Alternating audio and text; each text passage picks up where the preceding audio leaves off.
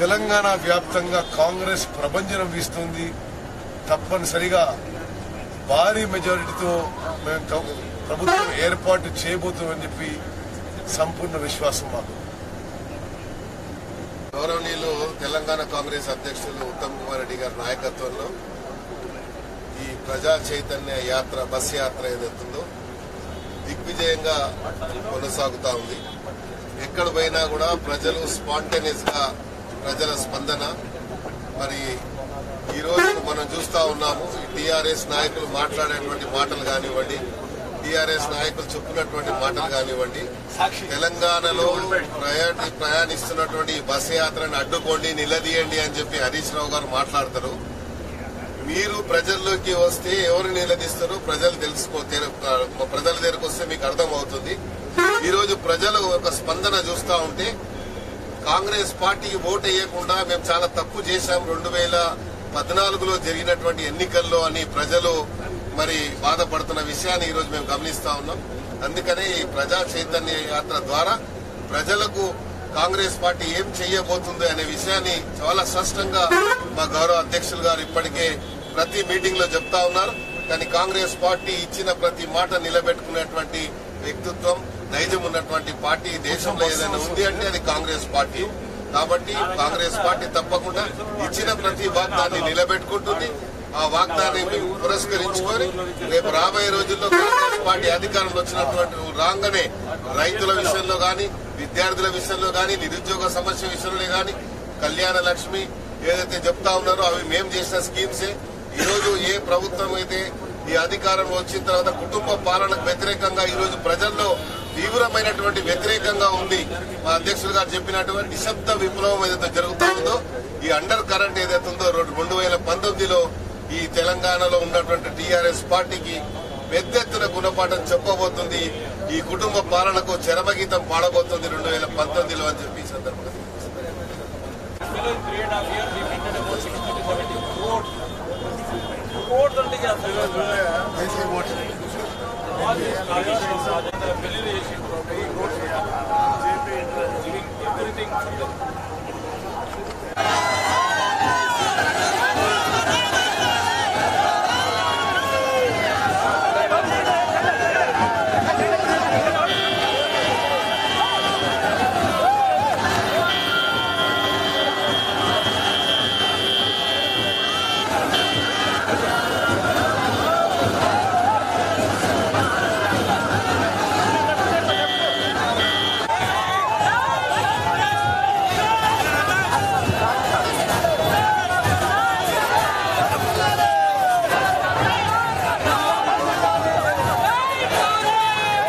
यात्रा चैतन्य यात्रा చెట్టు పేరు చెప్పికాయలమ్ముకునే నాయకుడికి కుక్క కాటుకే చెప్పు చెప్పల యాత్ర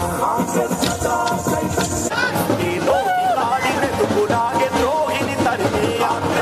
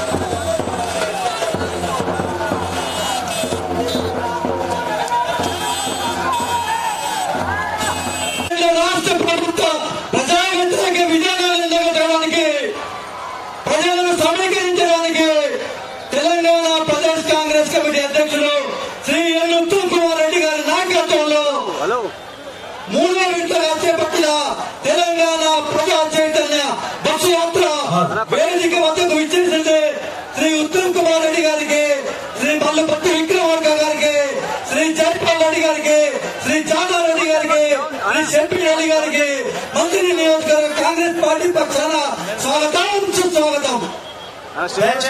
శ్రీ ఉత్తమ్ కుమార్ పారిగేట్లు పట్టుకొని నిలుచున్న కార్యకర్తలంతా కుర్చీలలో కూర్చోవాలి.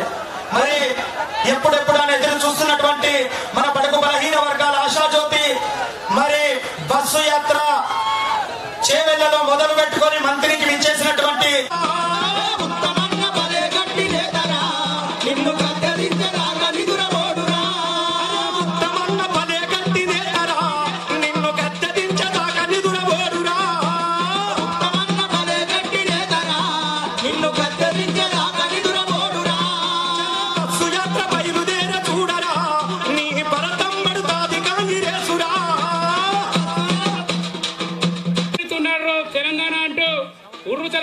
పాట కొద్ది నిమిషాలలో. హలో దయచేసి కాంగ్రెస్ పార్టీ నాయకులు కార్యకర్తలందరూ మరి టెంట్ కింద ఉన్నటువంటి కుర్చీలలో అందరూ దయచేసి రోడ్ సైడ్ ఉన్న వాళ్ళు కూడా అందరూ కూడా దాదాపు అందరూ కూడా కూర్చోవాలి. దయచేసి రోడ్ సైడ్ ఉన్న వాళ్ళు మొత్తం మహిళా సోదరి మళ్ళు వ్యక్తులందరూ కూడా కూర్చోవాలి కుర్చీలో. దయచేసి అందరూ కూడా తెలంగాణ టైగర్ రేవంత్ అన్న గట్టిగా చెప్పడంతో అందరికి స్వాగతం. ఇవడి పాలయ్యిందిరా తెలంగాణ. నిలబడద్దు, ఎవరు కూడా నిలబడద్దు. ఇక్కడ ఈ మధ్యలో ఎవరు నిలబడద్దు. 1-2 గంటల కార్యక్రమం ఉంది. ఎవరు కూడా మా మహిళా సోదరులు అక్కడ నిలబడకుండి కూర్చోండమ్మా చాలా సమయం అవుతుంది. బాబు ప్లీజ్ కూర్చో, అక్కడ నిలబడద్దు, కూర్చోవాలమ్మా.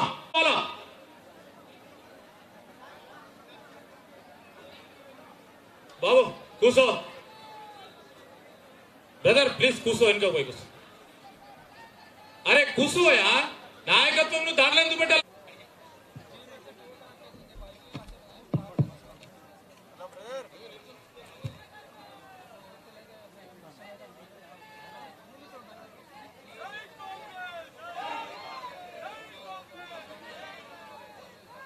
సభా అధ్యక్షులు,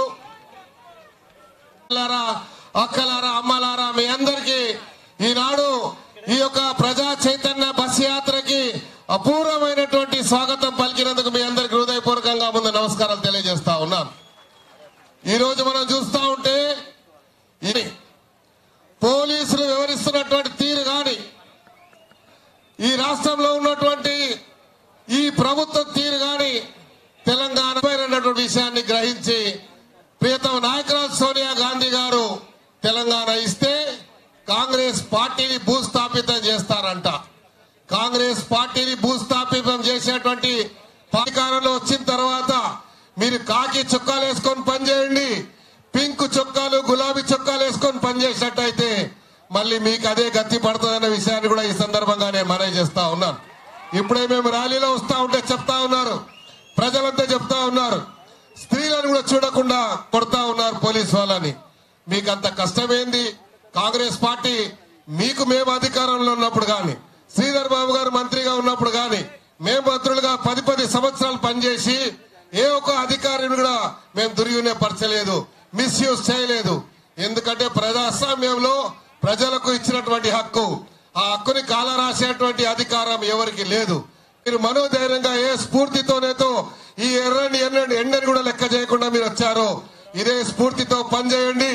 కాంగ్రెస్ పార్టీ అధికారంలో వస్తుంది. మిమ్మల్ని వేధించేటువంటి ఏ నాయకుడైనా వాళ్ళ అంతు చూస్తామని కూడా ఈ సందర్భంగానే మనవి చేస్తా ఉన్నాను. మీరు ఆదాయంగా చూపించి ఈ రోజు ఏమంటాడు హరీష్ రావు గారు, కాగు రిపోర్ట్ ని ఇది భగవద్గీత కాదు అంటాడు. మరి భగవద్గీత కాకపోతే కాగు రిపోర్ట్ లో వచ్చినటువంటి అవకతవకలేంటి? పక్కనే జరుగుతున్నటువంటి కాళేశ్వరంలో అది ప్రాణహిత చెవెళ్ల కింద మేము మొదలు పెడితే దానికి 30,000 కోట్ల రూపాయలు మరి అదనంగా మీరు ఇచ్చి వేల కోట్ల రూపాయలు మీరు దండుకుంటుంటే అది ఏమంటారని మనవి చేస్తా ఉన్నాను. ఎవడన్నా ఈ మంత్రి నియోజకవర్గంలో శ్రీధర్ బాబు గారిని మళ్లీ అత్యధిక మేరతో గెలిపించి మంత్రిగా మీరు తీసుకురావాలని మనవి చేస్తూ సెలవు తీసుకుంటాను. ధన్యవాదాలు. శ్రీనివాస్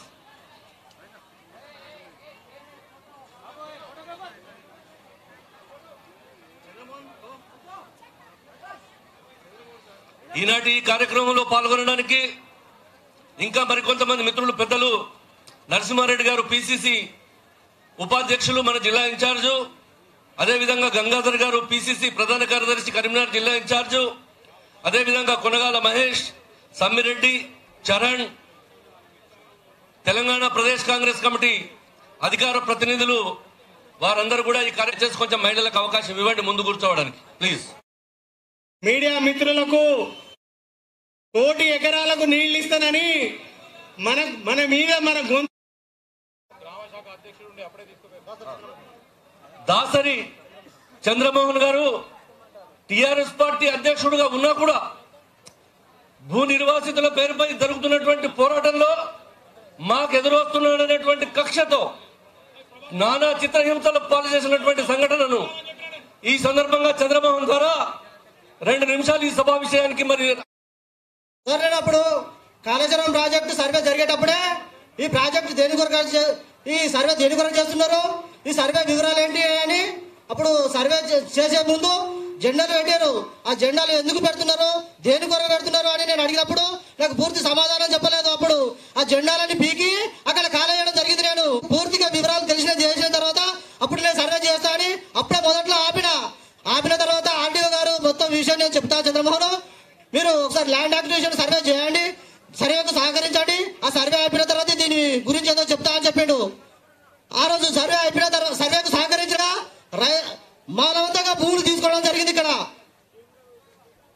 ఇప్పుడు 2013 చట్టం ప్రకారం గోలివాడలో 13 లక్షలు ఇచ్చారు. అప్పుడు మాకు 8,40,000 వచ్చినాయి. కాదన్నా నిన్ను పూర్తిగా నమ్ముకొని నువ్వు ఒక పేదింటి బిడ్డ ఒక కుమ్మరి గుడి నువ్వు కట్టుకున్న వచ్చినావు. మా బాధలు నీకు పూర్తిగా తెలుసట. కేసీఆర్ దగ్గర మాట్లాడి అసెంబ్లీలో 0 అవర్స్ టైంలు తీసుకొని 2013 చట్టం ప్రకారం గోల్వాడ 13 పెట్టి 30 డిగ్రీ బట్టలు ఇప్పించి చెప్తున్నా 193 కేసులు వేసి కాళేశ్వరం ప్రాజెక్టు ఆపుతున్నారు. ఇది మోసం. కాంగ్రెస్ ప్రభుత్వం చేస్తున్నది నాటకం అంటావు. ఇవాళ ఆకాశం మీద ఊమెత్తే పోయి తిరిగి కేసీఆర్ మీద పడతారు.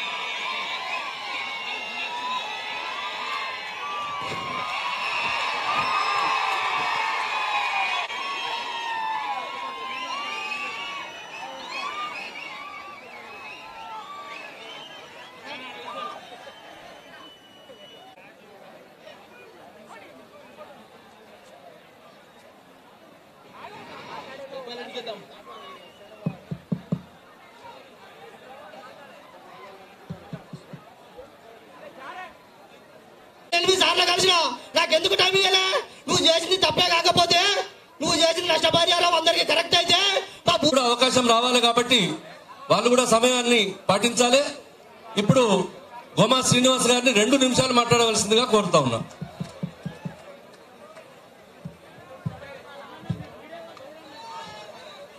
మిత్రులారా, ఈ రోజు ఈ గోదావరి పరివాహక ప్రాంతమైనటువంటి ఏరియా నుండి ఏరియాలో ఎక్కడైతే నీటి నిల్వలున్నాయో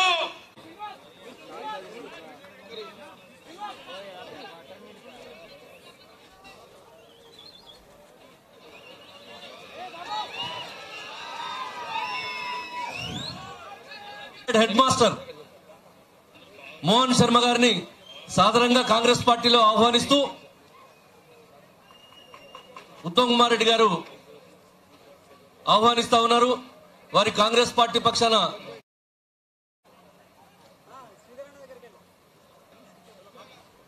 ఇప్పుడు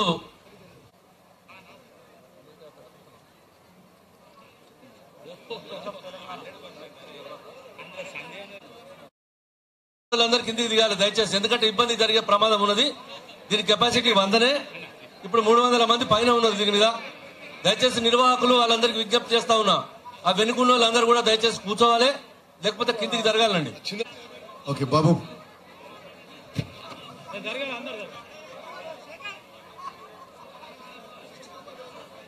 సభాధ్యక్షులు పెద్దలు ఉమ్మడి కరీంనగర్ జిల్లా కాంగ్రెస్ పార్టీ అధ్యక్షులు మృత్యుంజయం గారు, ప్రియ మిత్రులు శ్రీధర్ బాబు గారు, రాష్ట్ర కాంగ్రెస్ పార్టీ కార్యనిర్వాహక అధ్యక్షులు ప్రియ మిత్రులు బట్టి విక్రమార్క గారు, పెద్దలు గౌరవనీయులు శాసనసభలో ప్రతిపక్ష నాయకులు జానారెడ్డి గారు, పెద్దలు గౌరవనీయులు మాజీ కేంద్ర మంత్రివర్యులు జయపాల్ రెడ్డి గారు, పెద్దలు గౌరవనీయులు సీనియర్ నాయకులు శాసనసభ ఉపనాయకులు జీవన్ రెడ్డి గారు, రామ్మోహన్ రెడ్డి గారు, ఉమ్మడి నిజామాబాద్ జిల్లా అధ్యక్షుడు మిత్రులు తాహిర్ గారు,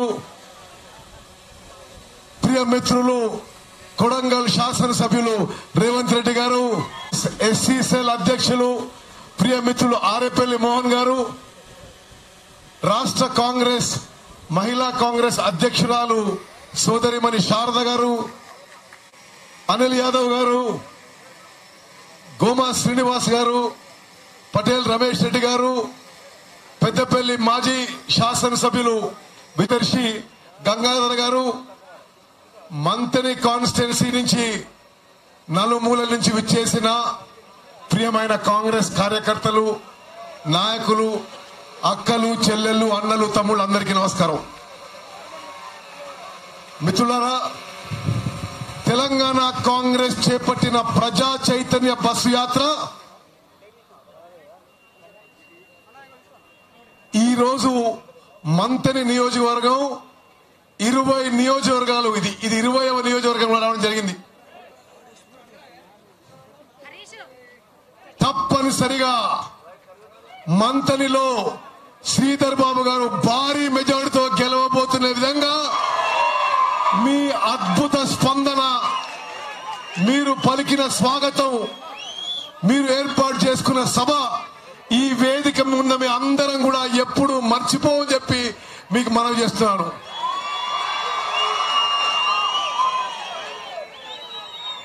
ఈ ప్రభుత్వం పనితీరు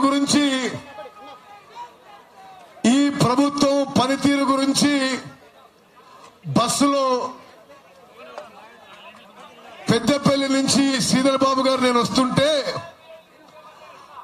ఒక గ్రామంలో, శ్రీధర్ అది ఆంజనేయ స్వామి విగ్రహం ఉంది, గ్రామం పేరు కల్వచెర్ల అనే గ్రామానికి వచ్చినాం. అంటే టిఆర్ఎస్ పార్టీ దిగజారుడు వైఖరి, అన్నిటికీ ఒక దిగజారిన రాజకీయ వైఖరి. కల్వచెర్ల అనే గ్రామం మేము దాటుతుంటే పెద్ద ఆంజనేయ స్వామి విగ్రహం పడ్డది. ఆంజనేయ స్వామి విగ్రహానికి కూడా గులాబీ రంగు వేసిండ్రు. మీరు అందరూ చూసింది కదా. ఇది దిగజారుడు రాజకీయం. ఏది అవుపడితే దానికి గులాబీ రంగు పోయడం. ఆంజనేయ స్వామి విగ్రహానికి కూడా గులాబీ రంగు పూసిండ్రు.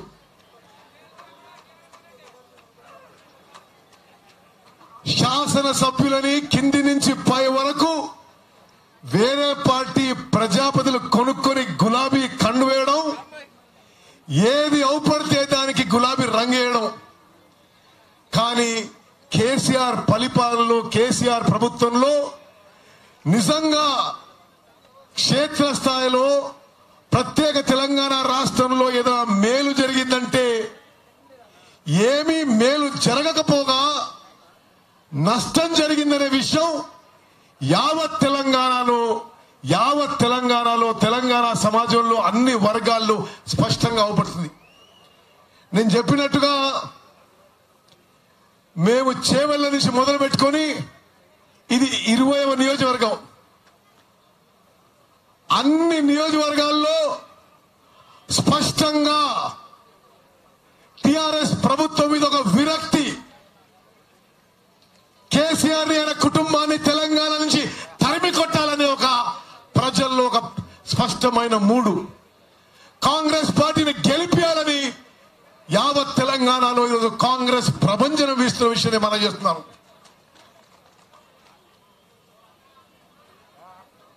వచ్చే ఎన్నికల్లో ఎప్పుడు ఎన్నికలు వస్తాయా, ఈ టిఆర్ఎస్ పార్టీని ఈ కేసీఆర్ కుటుంబాన్ని బొంద పెడదామా అని తెలంగాణ ప్రజలు ఎదురు చూస్తున్న విషయాన్ని మనం చేస్తున్నాను. ఈ మధ్య కాలంలో జరిగిన కొన్ని విషయాలు కాంగ్రెస్ పార్టీ తరఫు నుంచి నేను ప్రస్తావిస్తున్నా. ఈ మధ్య సుప్రీంకోర్టు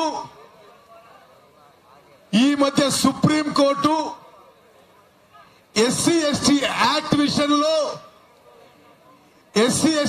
విషయంలో దళితులకి గిరిజనులకి రక్షణ ఇవ్వాల్సిన చట్టంలో నరేంద్ర మోదీ ప్రభుత్వం సరి అయిన వాదనలు వినిపించిన కారణంగా సుప్రీంకోర్టు ఆ యాక్ట్ ని కొంత డైల్యూట్ చేయడం జరిగింది. చాలా స్పష్టంగానే మనం చేస్తున్నా, మన ప్రియతమ నాయకుడు రాహుల్ గాంధీ గారి స్పష్టమైన వైఖరి మేరకు ఎస్సీ ఎస్టీ యాక్ట్ డైల్యూట్ చేయడం, ఎస్సీ ఎస్టీ యాక్ట్ ని తగ్గించడం కాంగ్రెస్ పార్టీ వ్యతిరేకిస్తుంది. స్వాతంత్రం నుంచి నేటి వరకు ఏ విషయంలో అయినా దళితులకి గిరిజనులకి కాంగ్రెస్ పార్టీ అండగా ఉంది. దళితుల గిరిజనులతో పోరాటం చేసింది. ఇప్పుడు కూడా ఎప్పటికీ కాంగ్రెస్ పార్టీ దళితులకి గిరిజనులకి మీ అండగా ఉంటామని చెప్పి ఈ వేదిక నుంచి మనం చేస్తున్నాను. ప్రత్యేకంగా తెలంగాణ రాష్ట్రంలో సమాజంలో అన్ని వర్గాలు ఊహించినట్టుగా దళితులు గిరిజనులు కూడా మాకేదో మేలు జరుగుతాం అనుకున్నారు. మాకు 3 ఎకరాల వ్యవసాయ పొలం వస్తుంది అనుకున్నారు. మాకు డబుల్ బెడ్రూమ్ ఇల్లు వస్తుంది అనుకున్నారు. మా ఇంట్లో ఉద్యోగం వస్తుంది అనుకున్నారు. ఏమీ రాకపోగా తెలంగాణ రాష్ట్రంలో కేసీఆర్ పరిపాలనలో దళితుల గిరిజనుల అణచివేత కాంగ్రెస్ పార్టీ తీవ్రంగా ఖండిస్తుంది. మనం 2014 ఎన్నికల్లో కేసీఆర్ ఏదో మేలు చేస్తారు అనుకుని కొంత దళితులు గిరిజనులు వారి వైపు మొగ్గు చూపిన వాట వాస్తవం. కానీ 4 ఏళ్ల పరిపాలనలో దళితులకి గిరిజనులకి కేసీఆర్ పరిపాలనలో కేవలం అవమానమే మిగిలిన విషయం కూడా ఒక్కసారి మీ అందరికీ మనం చేస్తున్నాం. అనేక సంఘటనలు జరిగినాయి. వారి జీవితాలు బాగుపడకపోగా, వాళ్ళకి 3 ఎకరాలు రాకపోగా, డబుల్ బెడ్రూమ్ ఇల్లు రాకపోగా, వారి ఇంటికో ఉద్యోగం రాకపోగా అనేక సంఘటనలో తెలంగాణ రాష్ట్రంలో కేసీఆర్ పరిపాలనలో దళితులకి గిరిజనులకి అవమానం జరిగిన విషయం నేను ఈ వేదిక నుంచి మనం చేస్తున్నాను. మీ మంతనిలోనే ఒక దళిత యువకుడు మధుకర్ అనే దళిత యువకుడిని చంపేస్తే ఈ రోజు వరకు కూడా ఆ హత్య వెనుకున్న విషయం ఎవరికీ తెలియదు. రెండోసారి పోస్ట్ మార్టంకి పోయి రెండోసారి మధు మృతదేహాన్ని పోస్ట్ మార్టం పంపించి శ్రీధర్ రాలేదు. ఇంకా సంవత్సరం పాటు కూడా ఎందుకు ఈ ప్రభుత్వం ఎవరి చెప్పు చేతుల్లో ఈ పోలీసు పనిచేస్తుంది? 1 సంవత్సరం అయిన తర్వాత కూడా హత్యకు గురైన మధుకర్ రెండో పోస్ట్ మార్టం రిపోర్టు రాలేదో కేసీఆర్ జవాబు చెప్పాలని చెప్పి డిమాండ్ చేస్తున్నాం. ఈ సందర్భంగా నేను దారిలో వచ్చేటప్పుడు కొంతమంది ఈ నియోజకవర్గ కాంగ్రెస్ నాయకులు పోలీసుల ఓవర్ యాక్షన్ గురించి మాకు కూడా చెప్పిండ్రు. ఈ వేదిక ద్వారా తెలంగాణ రాష్ట్ర కాంగ్రెస్ పార్టీ అధ్యక్షుడిని మనం చేస్తున్నా, అధికార పార్టీ వాళ్ళు గాని అధికారులు గాని ఎవరైనా ఓవర్ యాక్షన్ చేస్తే తప్పనిసరిగా వచ్చేది కాంగ్రెస్ ప్రభుత్వమే. మీరు మూల్యం చెల్లించక తప్పదు, మిత్తితో సహా వసూలు చేస్తామని చెప్పి ఈ వేదిక హెచ్చరిస్తున్నాం. మంతని ప్రాంతంలో ఏ కాంగ్రెస్ కార్యకర్తకి ఇబ్బంది వచ్చినా తప్పనిసరిగా ఏ పోలీస్ అధికారైనా ఓవర్ యాక్షన్ చేసినా తప్పనిసరిగా మీరు మూల్యం చెల్లించక తప్పదు అని ఈ వేదిక హెచ్చరిస్తున్నాం. మిత్రులారా, ఇక్కడ ఒక దళిత యువకుడు మధు చంపేస్తే 1 సంవత్సరం నుంచి పోస్ట్ మార్టం రిపోర్ట్ రాదు. ఇప్పుడే చంద్రమోహన్ చెప్పిండు మనకి, కాళేశ్వరం ప్రాజెక్టులో తమ భూములకి ఈ భారతదేశంలో ఉన్న చట్టం పార్లమెంటు ఉభయ సభలు భూసేకరణ చేసే చట్టం ప్రకారం, ఆ చట్టం ప్రకారం మేము భూములు ఇస్తామంటే పోలీసులు తీసుకుపోయి కేసీఆర్ హరీష్ రావు చెప్తే పోలీసు చంద్రమోహన్ అనే యువకులు లాంటి చాలా యువకులని పోలీస్ స్టేషన్ లో 3rd డిగ్రీ టార్చర్ పెట్టినట. భూసేకరణ విషయంలో కాంగ్రెస్ పార్టీ దళితులకి, గిరిజనులకి, చిన్న సన్నకారు రైతులకి మద్దతుగా నిలబెడితే మాటి మాటికి కేసీఆర్, హరీష్ రావు, కేటీఆర్ కాంగ్రెస్ పార్టీ ప్రాజెక్టులకు అడ్డనే విధంగా, అభివృద్ధికి అడ్డనే విధంగా ప్రజల్లోకి ఒక తప్పుడు సందేశం తీసుకుపోయే ప్రయత్నం చేస్తున్నారు. ఇది అబద్ధం, ఇది అసత్యం, ఇది అవాస్తవం. కాంగ్రెస్ పార్టీ బలవంతపు భూసేకరణకి వ్యతిరేకం. కాంగ్రెస్ పార్టీ ప్రాజెక్టుల పేరిట మీరు దోచుకుంటున్న విధానానికి వ్యతిరేకం. దళితుల విషయంలో మధు చనిపోతే, హత్యకు గురి అయితే ఎవరు చేసినో తెలియదు. నేరెళ్లలో ముఖ్యమంత్రి కుటుంబ సభ్యులు అక్రమ ఇసుక రవాణా లారీలు తిరుగుతుంటే ఒక గిరిజనుడు చనిపోతాడు. ఆ గిరిజనుడు చనిపోయిండు, ఇది అక్రమ ఇసుక రవాణా అని చెప్పి దళితులు, బీసీలు నిరసన తెలియజేస్తే పోలీసులు తీసుకుపోయి పోలీస్ స్టేషన్ లో చిత్రహింసలు గురి చేస్తారు, 3rd డిగ్రీ టార్చర్ పెడతారు. వాళ్ళని పరామర్శించడానికి మా ఆహ్వానం మేరకు బాబు జగజీవన్ రామ్ గారి కూతురు తెలంగాణ రాష్ట్ర బిల్లు లోక్సభలో ఆమోదింపజేసిన ఆనాటి స్పీకర్ మీరా కుమార్ గారు వచ్చి నేరెళ్ల దళిత బాధులను పరామర్శిస్తే వారి బాధ వినలేక కంట తడి పెట్టుకుంటే వాళ్ళు అన్న మాటలు నేను గుర్తు చేస్తున్నా. అమ్మా, మేము మాదిగోళ్ళం గాని మేము మనుషులం కాదా అన్న మాటకి మీరా కుమార్ గారు కంట తడి పెట్టుకుంటే దాన్ని కూడా కేసీఆర్ అవహేళన చేసిన విషయం, అవమానకరంగా మాట్లాడిన విషయం తెలంగాణ దళిత సమాజం ఎన్నడూ మర్చిపోద్దని చెప్పి నేను గుర్తు చేస్తున్నాను. మానకొండూరులో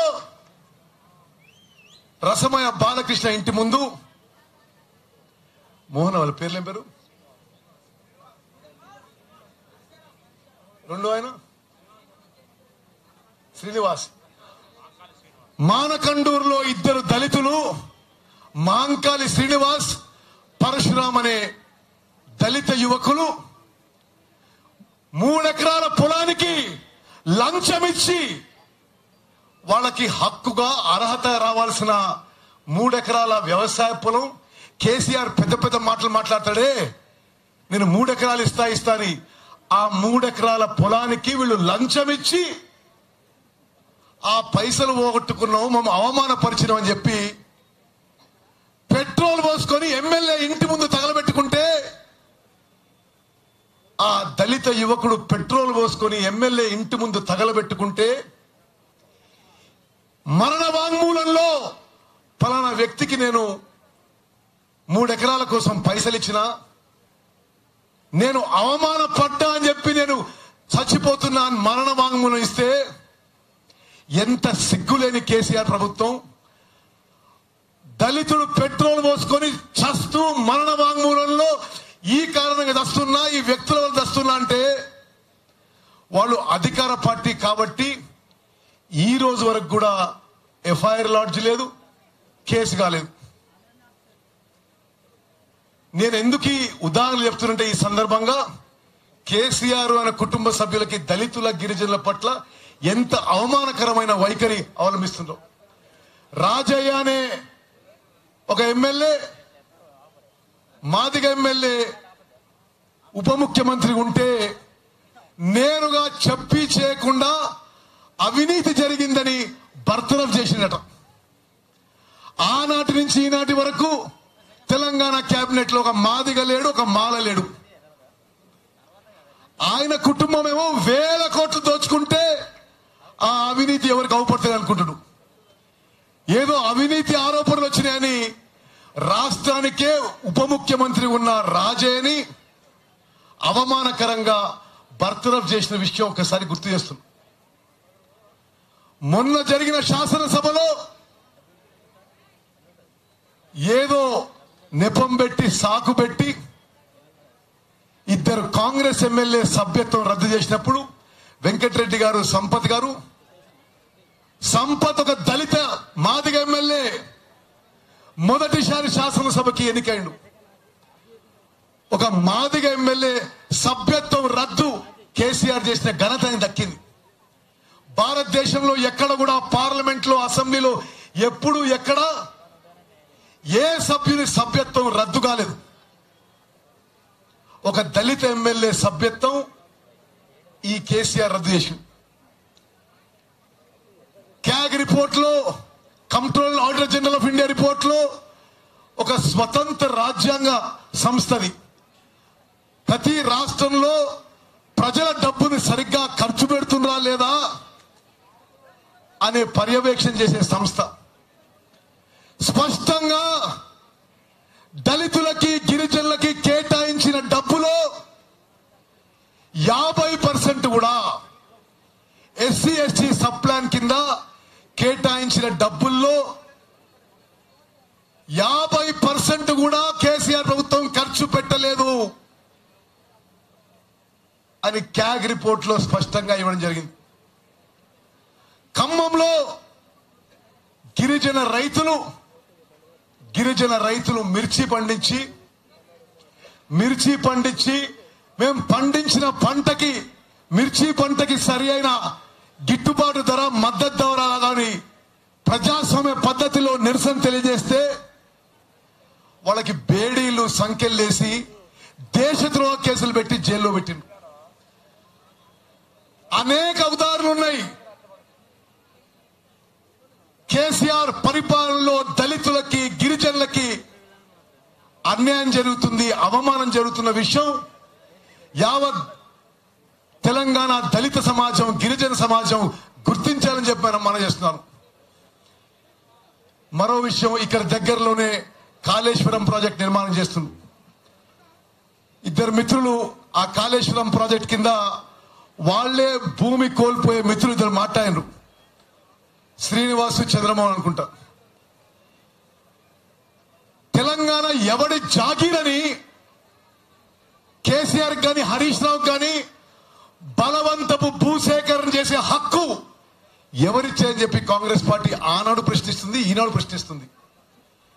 మీకు ఏదో కాంట్రాక్టర్ల, కమిషన్ల కక్కుర్తి కోసం మీరు బలవంతంగా నిరుపేదల భూములు, హరిజనుల, గిరిజనుల భూములు లాక్కునే హక్కు మీకు ఎవరికి ఇచ్చారు?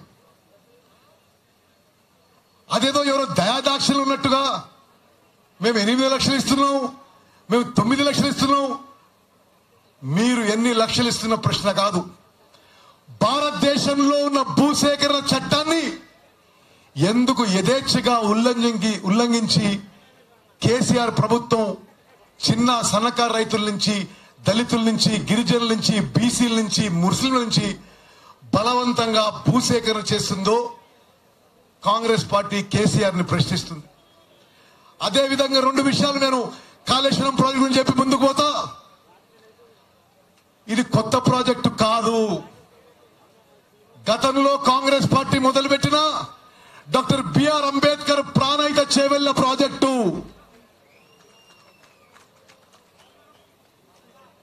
తుమ్మడి హట్టు నుంచి కిందికి సైట్ తీసుకుపోయి ప్రాజెక్టు పేరులో అంబేద్కర్ పేరు ఎందుకు తీసేసిండో కేసీఆర్ జవాబు చెప్పాలని చెప్పి కాంగ్రెస్ పార్టీ డిమాండ్ చేసింది. ప్రాణహిత చేవెళ్ల ప్రాజెక్టులో కేవలం రీడిజైన్ లో అంబేద్కర్ పేరు ఎందుకు తీసేసిండో కేసీఆర్ జవాబు చెప్పాలని చెప్పి కోరుకుంటున్నాం. అదేవిధంగా ఆ రోజు 38,000 కోట్లకి ఇదే ఆయకట్టుకి నీటికి తీసుకుపోయే ప్రాజెక్టు నుంచి ఈరోజు 85,000 కోట్ల రూపాయలు కేవలం కాంట్రాక్టర్లకి లాభం చేయడానికి ఈ రీడిజైన్ ప్రాజెక్టులు అని చెప్పి మనం చేస్తున్నాను. నేను వచ్చేటప్పుడు చాలా మంది మిత్రులు ఈ ల్యాండ్ అక్విజిషన్ విషయం నాతో మాట్లాడారు. ఈ రోజు ఈ వేదిక నుంచి కాంగ్రెస్ పార్టీగానే మేము హామీ ఇస్తున్నాం. జియో 123 ఉపయోగించి ఏ రైతుల నుంచి అయితే బలవంతంగా భూసేకరణ ఈ ప్రభుత్వం చేసిందో కాంగ్రెస్ ప్రభుత్వం వచ్చిన తర్వాత సమీక్ష చేసి మీకు 2013 ల్యాండ్ అక్విజిషన్ యాక్ట్ ప్రకారం ఎంత అమౌంట్ రావాలనో అంత అమౌంట్ మేము ఇప్పిస్తామని చెప్పి నేను మనం చేస్తున్నాం. మీ ప్లకార్డుల మేరకే నేను స్పందిస్తున్నా. 123 కింద ఇచ్చిన పరిహారం విషయంలో 123 కింద బలవంతపు భూసేకరణ కాంగ్రెస్ పార్టీ ఖండిస్తుంది. కేవలం కేసీఆర్, హరీష్ రావు కాంట్రాక్టర్ల కమిషన్ల కక్కుర్తి కోసమే మీ భూములను బలవంతంగా లాక్కొని ఆ పనులు మొదలుపెట్టించిన విషయం నేను మీ అందరికి మనం చేస్తున్నాను. అదేవిధంగా మరో విషయం శ్రీధర్ బాబు గారు నాకు దారిలో చెప్పిండు. ఈ ప్రాంతంలో ఎక్కువగా పండించేది వరి, పత్తి, మిర్చి అని. ఈ 4 ఏళ్ల పాటు తెలంగాణ రాష్ట్రంలో 4,000 మంది రైతులు ఆత్మహత్య చేసుకుంది కేవలం కేసీఆర్ నిర్లక్ష్యం వల్లనే. 4 ఏళ్ల పాటు వేలాది రైతులు ఆత్మహత్య చేసుకుంటుంటే ₹1 కేటాయించిన పెద్ద మనిషి కేవలం ఎన్నికల సంవత్సరం అనే ముందు గ్రామ పంచాయతీ ఎన్నికలు ఉన్నాయని, తర్వాత ఎమ్మెల్యే ఎన్నికలు ఉన్నాయని 4 ఏళ్ల పాటు రైతాంగాన్ని విస్మరించిన, నిర్లక్ష్యం చేసిన, పట్టించుకొని కేసీఆర్ ఇది ఎన్నికల సంవత్సరం అనే ఎన్నికల స్టంట్ గా, ఎన్నికల గిమ్మిక్ గా ఈ సంవత్సరమే ₹4,000 ఎకరం ఇస్తా అంటుంది. కాంగ్రెస్ పార్టీగా ఒకటే విషయం అడుగుతున్నాం. మొదటి సంవత్సరం ₹4,000 ఎకరానికి ఎందుకు ఇవ్వలేదు? రెండో సంవత్సరం ₹4,000 ఎకరానికి ఎందుకు ఇవ్వలేదు? మూడో సంవత్సరం ఎకరానికి ₹4,000 ఎందుకు ఇవ్వలేదు? 4వ సంవత్సరం ఎకరానికి ₹4,000 ఎందుకు ఇవ్వలేదు? రైతు రుణమాఫీ మీద వడ్డీ భారం మేమే భరిస్తా అని చెప్పి శాసనసభలో హామీ ఇచ్చి భరించని దౌర్భాగ్యపు పరిపాలన కేసీఆర్ చెప్పి పనిచేస్తున్నాం. రైతుల విషయంలో వచ్చే కాంగ్రెస్ ప్రభుత్వం చేసే విషయాలు ఒక్క నిమిషంలో నేను మీకు వివరణ చేస్తా. వచ్చే కాంగ్రెస్ ప్రభుత్వంలో గతంలో కాంగ్రెస్ ప్రభుత్వం చేసినట్టుగా రైతు రుణమాఫీ ఏకకాలంలో ₹2 లక్షల రుణమాఫీ చేస్తామని చెప్పి పనిచేస్తాను. వరికి ఈరోజు ₹1,790 ఉంది. వరికి మద్దతు ధర, గిట్టుబాటు ధరకి కేంద్రం ఇచ్చే మద్దతు ధరతో సహా రాష్ట్ర ప్రభుత్వం, వచ్చే కాంగ్రెస్ ప్రభుత్వం అదనంగా కొంత బోనస్ కేటాయించి వరికి ₹2,000 కంటే ధర తక్కువ కాకుండా వచ్చే కాంగ్రెస్ ప్రభుత్వం కొనుగోలు చేయబోతుంది. పత్తికి ఇప్పుడు ధర ₹4,300. వచ్చే కాంగ్రెస్ ప్రభుత్వం పత్తికి 6,000 రూపాయలు కంటే తగ్గకుండా కొనుగోలు చేయబోతున్న విషయం మీకు మనం చేస్తున్నాను.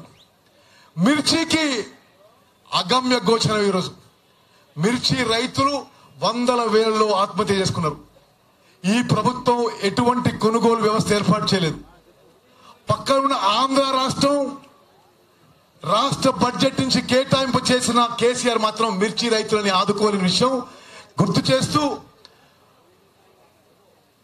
వచ్చే కాంగ్రెస్ ప్రభుత్వం మిర్చికి 10,000 రూపాయల కంటే ధర తక్కువ కాకుండా కొనుగోలు చేయబోతున్న విషయాన్ని మనం చేస్తున్నాం. ఈరోజు రాష్ట్ర వ్యాప్తంగా లక్షల ఎకరాల్లో వడగండ్ల వాన వల్ల చాలా మంది రైతులు నష్టపోయారు. ఈ 4 ఏళ్ల పాటు చాలా సందర్భాల్లో రైతులు పంట నష్టం ప్రకృతి వైపరీత్యాలు జరిగినప్పుడు ఈ కేసీఆర్ ప్రభుత్వం వాళ్ళని ఆదుకోలేదు. పంట బీమా పథకం కింద ఏ రైతుకి రూపాయి కూడా రాలేదు. తప్పనిసరిగా వచ్చే కాంగ్రెస్ ప్రభుత్వం ఒక అద్భుతమైన పంట బీమా పథకం తీసుకొచ్చి ఎప్పుడు పంట నష్టం జరిగినా రైతులకి ఆ నష్టపరిహారం అందే విధంగా స్కీమ్ ఏర్పాటు చేసి పంట బీమా పథకానికి వచ్చే కాంగ్రెస్ ప్రభుత్వం ప్రీమియం కాంగ్రెస్ ప్రభుత్వమే భరిస్తుంది చెప్పి మనం చేస్తున్నాను. ఒక విషయం మా అక్కలు చెల్లెల విషయం.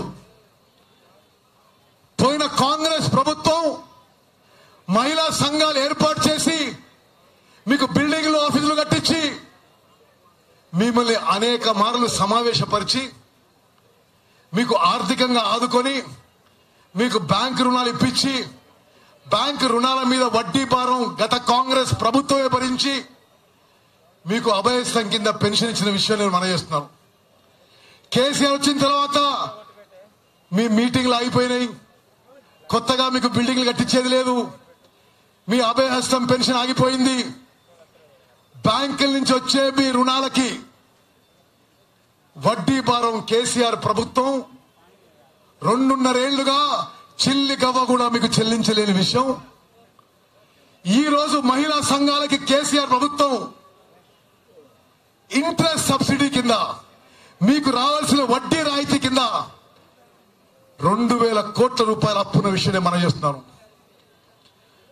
గతంలో లాగే వచ్చే ఎన్నికల తర్వాత ఏర్పడబోయే కాంగ్రెస్ ప్రభుత్వం తెలంగాణ ఉన్న 6 లక్షల మహిళా సంఘాలకి పెద్ద ఎత్తున ప్రోత్సాహకాలు ఇవ్వబోతున్నామని, 6 లక్షల మహిళా సంఘాలకి ప్రతి మహిళా సంఘానికి ₹1,00,000 వచ్చే కాంగ్రెస్ ప్రభుత్వం గ్రాంట్ గా ఇవ్వబోతున్న విషయాన్ని మనం చెప్తున్నాం.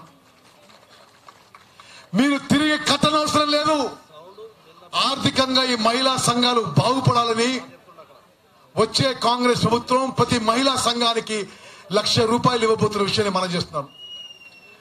ప్రతి మహిళా సంఘానికి 10 లక్షల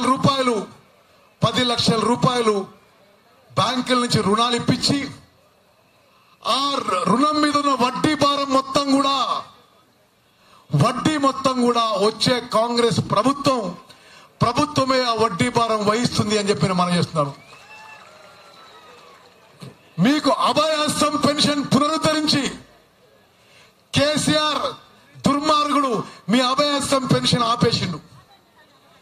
మీ అభయహస్తం పెన్షన్ పునరుద్ధరించి వచ్చే కాంగ్రెస్ ప్రభుత్వం వేరే పెన్షన్లకి అదనంగా అభయహస్తం పెన్షన్ కూడా ₹500 నుంచి ₹1,000 పెంచి అభయహస్తం స్కీమ్ పునరుద్ధరిస్తుందని చెప్పి మనం చేస్తున్నాం.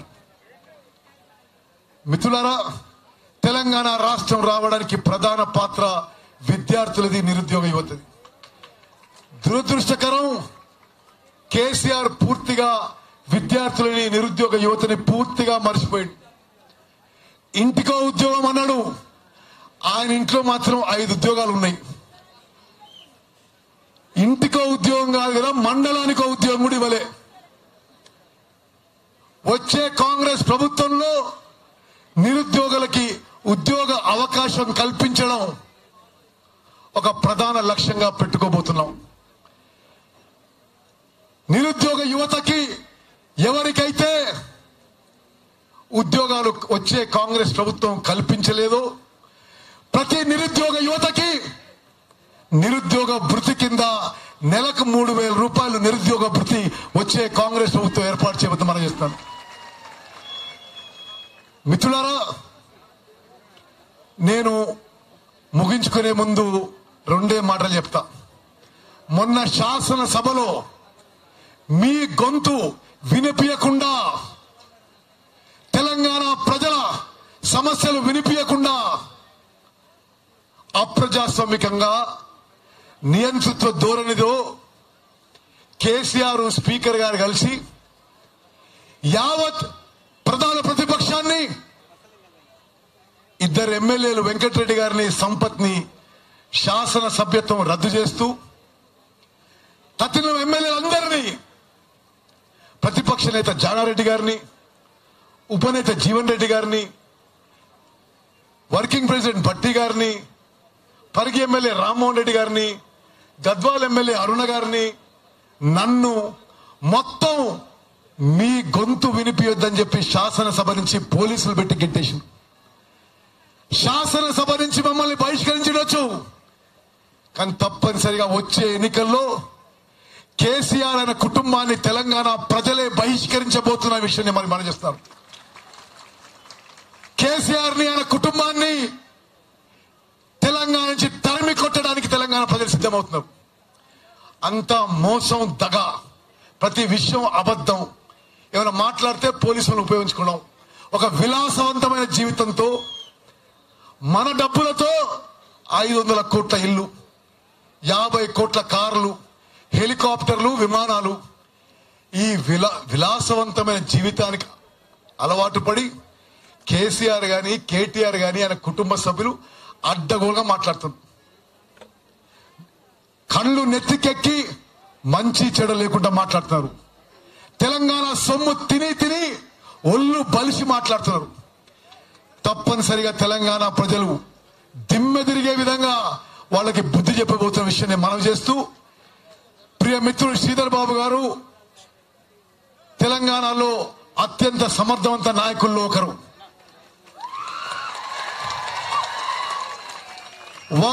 వారి తండ్రి శ్రీపాదరావు గారితో కూడా నాకు అత్యంత సన్నిహిత సంబంధం ఉండేది. నేను ఢిల్లీలో రాజకీయాల్లోకి రాకముందు భారత రాష్ట్రపతి దగ్గర ఉద్యోగం చేస్తున్నప్పుడు శ్రీపాదరావు గారు ఆ రోజు ఢిల్లీలో అడ్వకేట్ గా చదువుకుంటున్న శ్రీధర్ బాబు గారు చాలాసార్లు కలిసేవాళ్ళం. మరి శ్రీపాదరావు గారు నాకు చెప్పేవారు, ఆయన ఎన్సీసీలో ఉన్నప్పుడు శ్రీపాదరావు గారు కాలేజీలో ఎన్సీసీలో ఉండే. ఆయన ఎన్సీసీలో ఉన్నప్పుడు మా కుటుంబంలో చాలా మంది ఆయనతో ఎన్సీసీలో ఉండేవారని మాకు చెప్పేవారు. మరి ఆ గొప్ప నాయకునికి మంచి వారసుడు శ్రీధర్బాబు గారు. ఈ కాన్స్టిట్యున్సీలో పివి నరసింహారావు గారు, భారతదేశంలోనే ఒక వెలుగు వెలిగిన పివి నరసింహారావు గారు, ప్రధానమంత్రి పివి నరసింహారావు గారు ఈ కాన్స్టిట్యున్సీ ఎమ్మెల్యే. శ్రీపాదరావు గారు ఈ కాన్స్టిట్యున్సీ ఎమ్మెల్యే. వారి అంతటి ఉన్నత స్థానానికి శ్రీధర్ బాబు గారు ఎదగాలని భగవంతుని ప్రార్థిస్తూ ముగించుకుంటున్నాను. జై హింద్, జై కాంగ్రెస్. అందరూ చేతులెత్తాలి.